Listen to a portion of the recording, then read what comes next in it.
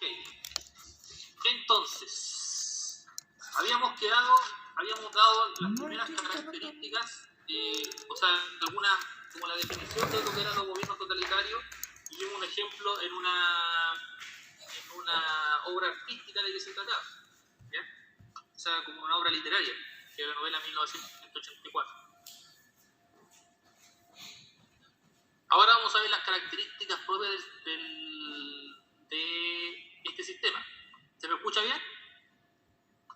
Sí. Hermoso. Ya, ok. Entonces, que según algunos especialistas en ciencia política, como por ejemplo Norbert Bobbio, Nicola Matteucci y Gianfranco Pasquino, en su diccionario de política, ellos dicen que totalitarismo designaría un modo extremo de hacer política en las sociedades de masas, ¿ya? Es decir, en las sociedades que albergan gran cantidad de personas y que el comportamiento de la sociedad tiene que ver con eso, con el hecho de que se comporten en un número, que se adquieren la sociedad ciertos comportamientos cuando agrupan a una gran cantidad de personas, que penetra hasta las células más escondidas de la sociedad. ¿Qué quiere decir eso? Que hasta a los integrantes individuales de la sociedad hace que funcionen de determinada forma el totalitarismo, envolviéndola en un movimiento permanente que supone la desaparición de toda frontera entre el aparato político,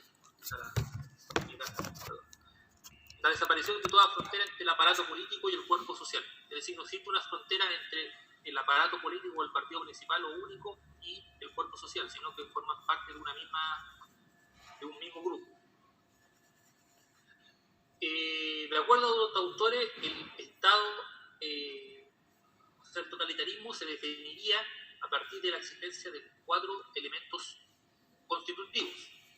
El primero de estos es una ideología, es decir, un cuerpo de ideas que sintetiza el proyecto de reforma social del régimen en cuestión. Es decir, la mayoría de estos gobiernos llegaban prometiendo hacer un cambio, y ese cambio se sintetizaba en el cuerpo de ideas o ideología que ellos tenían. Después, la existencia de un partido único, organizado en función de esa ideología, de ese cuerpo de ideas que habíamos hablado, y que penetra todas las capas de la sociedad, modificando las conductas de la población en aras de un sometimiento total al sistema. Es decir, el partido único y sus ideas llegan a todas las personas y hacen que las conductas de estas personas, incluso su conducta a diario, su conducta común y corriente, estén en ciertas medidas sometidas a lo que dicta el partido único o el sistema en general, el sistema totalitario. También se caracteriza por la presencia de un dictador que ejerce el poder absoluto sobre el régimen y cuya autoridad se sostiene mediante un aparato de propaganda continuo. Es decir, existe alguien que dirige, que tiene el poder total, que es venerado como una persona así como casi un semidios, y cuya autoridad se sostiene en un aparato de propaganda continua que exalta las virtudes o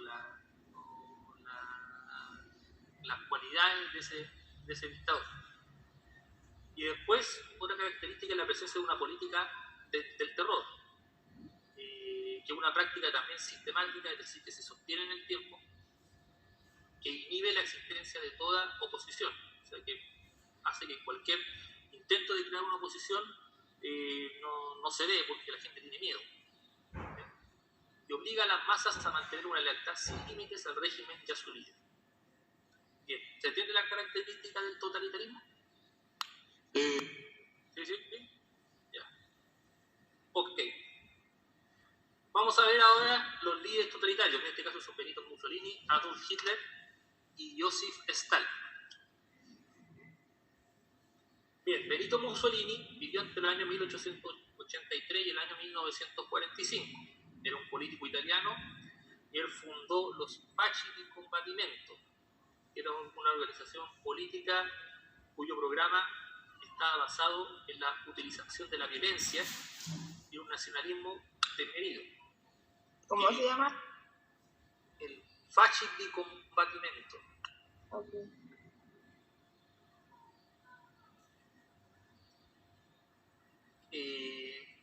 Bueno, que decía que hubo un programa, era una organización política cuyo programa se basaba en la utilización de la violencia y un nacionalismo desmedido.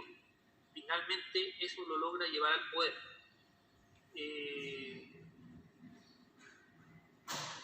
Bueno, él falleció en 1945 porque cuando finalizaba la Segunda Guerra Mundial su proyecto no resultó, él intentaba huir de Italia, pero fue detenido y ejecutado.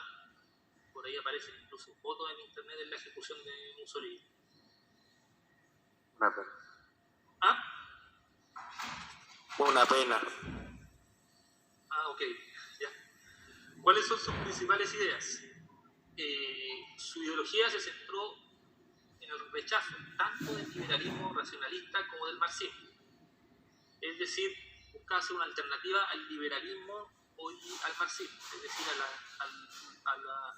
podríamos decir a las ideas que defendía, por ejemplo, en ese momento la Unión Soviética y Estados Unidos, ellos se planteaban como una alternativa.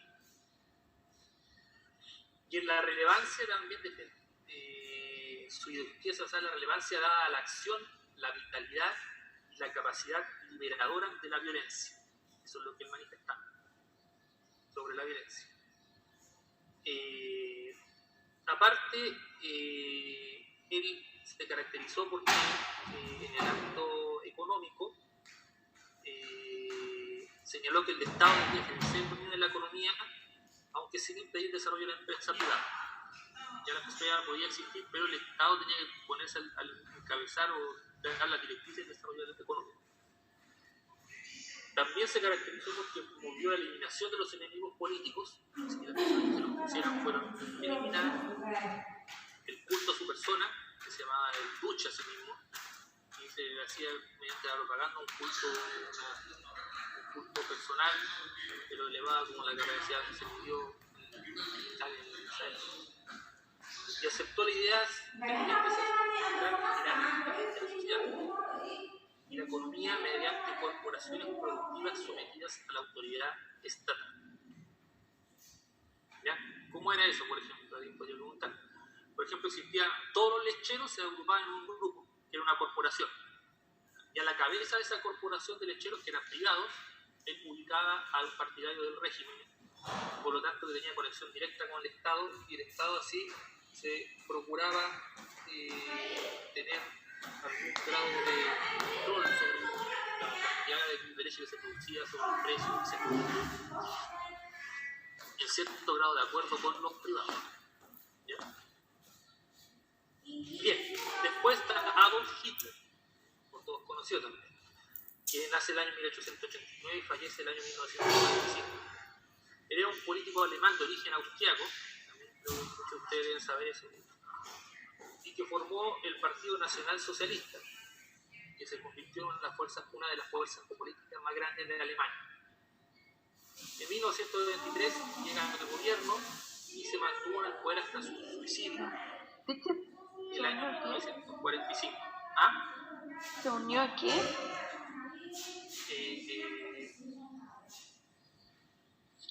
Se unió, no, se convirtió.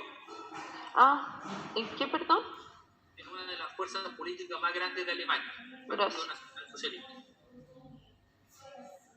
¿Ya? ¿Cuáles son sus principales ideas? La base ideológica de su pensamiento, de sus ideas, fueron el racismo, expresado en la defensa de la superioridad étnica de la raza Arya, a la que supuestamente pertenecía la población alemana, y en la propuesta de aplicar una política de limpieza étnica. También su ideología se basó en la crítica al parlamentarismo, que era el gobierno que existía en Alemania, y a las instituciones democráticas, proponiendo su reemplazo un Estado dictatorial. También él promovía el expansionismo territorial y la teoría del pangermanismo, que proclamaba la unión de los pueblos germanos en una sola nación. Y eso sería como justificativo para que Alemania invadiera otros países. El rechazo a los pactos tomados en el Tratado de Versalles o el acuerdo del Tratado de Versalles, y también su ideología se basaba en el anticomunismo. Por último, por metodologías muy similares, pero desde el punto de vista ideológico, digamos.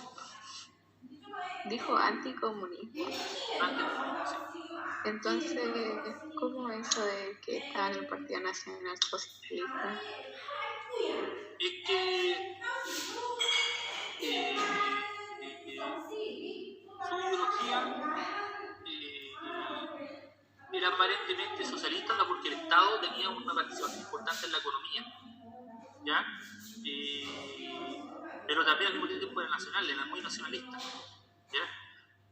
Entonces eran como socialistas económicamente, pero socialmente eran... Claro, en términos económicos eran socialistas, hasta por ahí nomás, porque ellos también favorecían el corporativismo, así como lo hacía Mussolini. Por lo tanto, defendía la existencia de la empresa privada. Además, estos gobiernos de Mussolini y el de Hitler se prosperaron porque recibieron el apoyo de los empresarios. Me da rara la cosa. Porque surge en un momento en que hay muchas protestas, huelgas.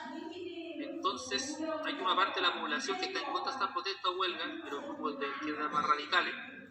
Y los grupos que seguían a Hitler y a Mussolini lo que hicieron fue reprimir esos movimientos. Entonces, al reprimir esos movimientos recibieron el apoyo del empresariado. ¿Entiendes? Sí, más o menos. Sí. Sí, pero claro, socialista como lo entiende uno, como asociado, comillas, a socialdemocracia, por ejemplo, nada que ver.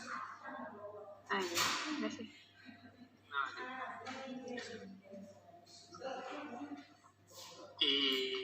Bien, después,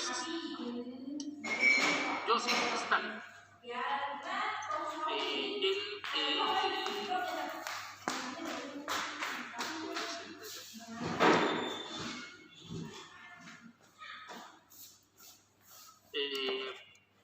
Él nace en Georgia, una antigua república soviética, y fue secretario general del Comité Central del Partido Comunista, y a partir de soviético, y a partir del año 1927, se transformó en el máximo dirigente de la URSS, de la Unión de Repúblicas Socialistas Soviéticas, hasta su muerte en el año 1953. ¿Cuáles son sus principales ideas? En contraposición a Lenin y Trotsky, que habían sido los antiguos líderes del Partido Comunista Soviético, quienes aspiraban a expandir la revolución marxista soviética a otros países, Stalin desarrolló una política más nacionalista, que consistía en consolidar el socialismo en un solo país. En este caso, ese solo país era la Unión Soviética. Su régimen se caracterizaba por el dominio absoluto del Partido Comunista sobre el Estado. El control total del Estado lo tenía el Partido Comunista Soviético. Y la sociedad, y no solamente tenía el control del Estado, sino que tenía el control de la sociedad. Por eso era un totalitarismo que trataba de abarcar la totalidad. De ahí viene el término. Y también se caracterizaba por la planificación centralizada de la economía. Si toda la economía estaba planificada en un centro que era del Estado. Este tipo de planificación económica es distinta al que se dio en Alemania y en Italia, donde se permitió la participación del empresariado o de la propiedad privada. Fue impulsada por la burocracia del partido y el culto también estuvo acompañado, y en eso similar a lo que pasaba en Alemania y en Italia, al culto público al líder, y también también se vio acompañado este régimen de la persecución de los opositores políticos, de las personas que se oponían a Stalin. Bien, veamos lo que pasó en Italia. Vamos a ir uno a uno viendo los distintos temas. A ver, yo creo que vamos a alcanzar a ver fascismo y nazismo en esta clase. Vamos a alcanzar a ver. Bien, el fascismo italiano. ¿Qué pasó en Italia? Italia termina la Primera Guerra Mundial y Italia pasó algo bien particular. No sé si se acuerdan de las clases que yo le hice. Italia partió perteneciendo a un bando en la guerra, y en medio de la guerra se cambió de bando, ¿ya? Y ese cambio de bando tuvo que ver con las perspectivas que tenía Italia de quedarse en el bando vencedor, que finalmente fue lo que pasó. Pero pese a quedar en el bando vencedor, se generó una frustración muy grande entre los italianos, porque el país tras la guerra queda con una economía arruinada, y al mismo tiempo las ganancias territoriales que esperaban conseguir los italianos al colocarse del lado del bando vencedor finalmente no las obtuvieron. Entonces, este fuerte sentimiento de frustración, sumado a la inestabilidad social que se dio por la situación económica mermada que tenía el país, y también eso debe ser la incapacidad del gobierno de poner atajo a la crisis económica, generó un contexto que propició o que fomentó que crecieran con gran fuerza, por un lado, en un extremo, los sectores nacionalistas, y por el otro extremo, el movimiento obrero. Ambos radicalizaron sus posiciones alcanzando un significativo apoyo en la población. Es decir, hay una parte importante de la población que apoyaba ya sea los movimientos obreros radicalizados, por un lado, y por el otro extremo, a los movimientos nacionalistas. En ese escenario es que en el año 1919 Benito Mussolini y los Fasci di Combattimento, también conocidos como camisas negras porque utilizaban esa vestimenta, andaban ataviados con camisas negras, reprimieron duramente a los sectores más radicales de la izquierda y del sindicalismo, lo que, como ya le había explicado anteriormente, generó simpatía entre la clase media, los dueños de las tierras e industrias, y también el ejército, quienes tenían temor al avance del comunismo en Italia. Teacher, ¿a quién reprimieron? Reprimieron a los sectores más radicales de izquierda y del sindicalismo.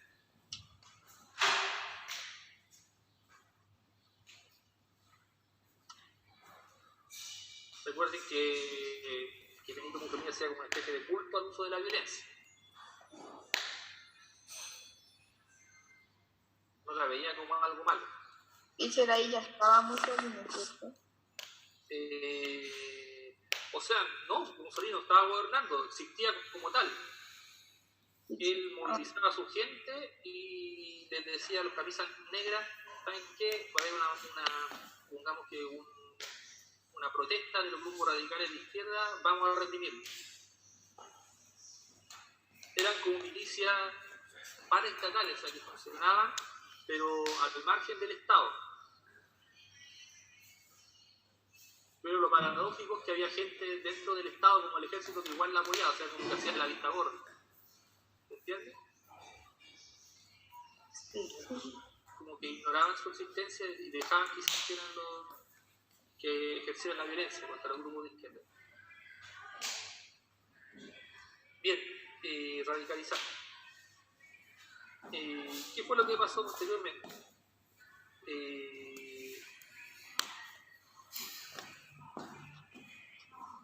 Posteriormente, este grupo de los Fasci di Combattimento empiezan a recibir un gran número de militantes, lo que hace que en 1921 se unieran todos estos grupos en un nacionalista, incluidos los Fasci di Combattimento, dirigido por Mussolini, en un único partido, el Partido Nacional Fascista,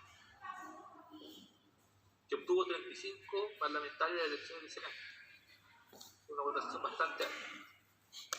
Ya en el año 1922 se desata una huelga general en Italia, y ante la incapacidad del gobierno de contener la situación, la huelga, los fascistas intervienen violentamente nuevamente contra los sectores huelguistas, logrando finalizar el conflicto. Si hay una huelga, ellos intervienen reprimiendo y hacen que se finalice la huelga. Tras estos hechos, los fascistas deciden organizar la Marcha sobre Roma, que es bastante famosa, que fue una manifestación multitudinaria que buscaba presionar al gobierno italiano para que integrara a los fascistas al poder, es decir, integrara a los partidarios de Mussolini al poder. Ahí estoy respondiendo a la pregunta que me hicieron antes, si querían Mussolini al poder. Eso fue el año 1922 que se hace esta marcha para presionar al gobierno para que integre a los fascistas al poder. Bueno, esa demostración de fuerza, porque fue una marcha muy masiva, tuvo éxito, y el rey Víctor Manuel III, en ese momento gobernador de Italia, llamó a Mussolini a formar gobierno, entregando a los fascistas los principales ministerios. Así, el resultado, después de 39 años, Mussolini se transforma en el primer ministro de Italia, disfrutando de plenos poderes, aunque dentro de una apariencia de periodo de violencia. Es decir, el año 1922 cuando llega el pueblo. gracias a que Víctor Manuel III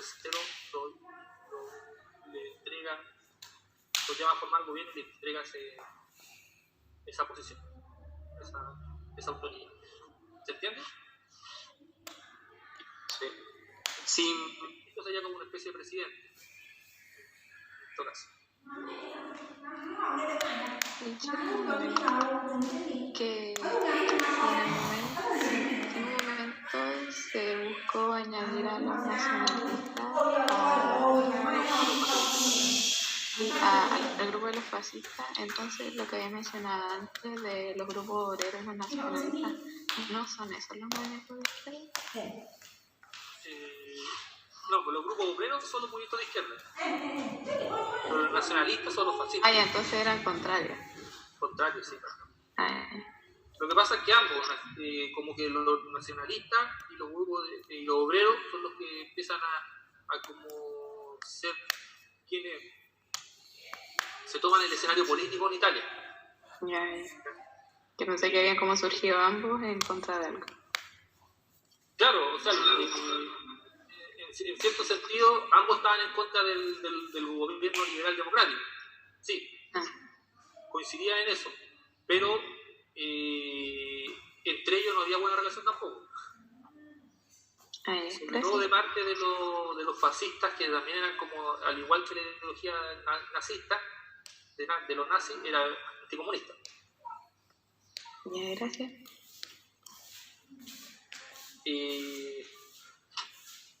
Bien, después de eso, el gobierno de Mussolini comienza el establecimiento de un régimen autoritario y se transforma transformando al Estado italiano desde 1925 en adelante, liberal italiano, en un Estado fascista. ¿Cómo lo hace? Aplica una serie de decretos, es decir, ni siquiera leyes, sino que decretos ley, algo que él firma y dice, esto se va a hacer de aquí en adelante. Se suprimen las libertades, en estos decretos ley se suprimen las libertades individuales, se prohíben los partidos políticos, excepto el fascista, es decir, el suyo. Se eliminan los controles que el Parlamento tenía sobre el poder ejecutivo y se creó una policía política encargada de mantener el orden y la lealtad al régimen. Obviamente todas estas medidas van a la par de crear una especie de mitificación, de endiosamiento de la figura de Mussolini, llamado el Duce por esos años.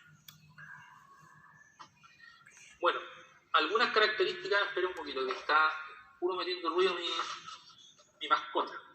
Lo voy a sacar. Ya, Sandra. Miau. Ahí sí, ahora podemos estar más tranquilos. ¿La mató? No, ¡Epa! no, para nada. Ya. ¿Cuáles van a ser algunas características del fascismo italiano que lo van a definir como régimen totalitarista o totalitario? Por ejemplo, su carácter antidemocrático, en el cual la libertad individual se subordina al Estado dirigido por un líder absoluto y apoyado en un partido único. También el enaltecimiento y el culto a la figura de Mussolini, que pasó a ser llamado el Duce, o conductor del pueblo. También el control estatal de la educación, la cultura y los medios de comunicación, los que se utilizaban como herramientas de control social y la promoción del culto al líder. ¿Ya? O sea, se hacía una especie de culto, qué sé yo, en la educación. Todo antes de empezar la clase se les decía a los niños que, por ejemplo, leyeran algún poema, alguna cosa dedicada al gran líder, al Duce. Es solo un ejemplo, pero más o menos cosas de ese estilo se hacían en esa época. Dice el control estatal de la cultura, educación y qué más. Y los medios de comunicación, radio, televisión, no había el cine, los periódicos. Y también un nacionalismo imperialista que planteaba que Italia debía volver a la unidad histórica y geográfica que la había caracterizado en la antigua Roma, en la antigüedad romana. Es decir, como que había que hacer de Italia un nuevo imperio romano. ¿Viste? ¿Sí? ¿Cuál es la última que dijo? No lo escuché. Dice ese es un nacionalismo imperialista. Precioso. Italia debía volver a la unidad histórica y geográfica que la había caracterizado en la antigüedad romana. ¿Ya? Y también se dio un desarrollo del culto a la violencia y al militarismo, que se manifestó en el uso de símbolos y propaganda. Bueno, es clásico en eso de la propaganda la utilización del águila romana en las marchas, ¿se acuerdan?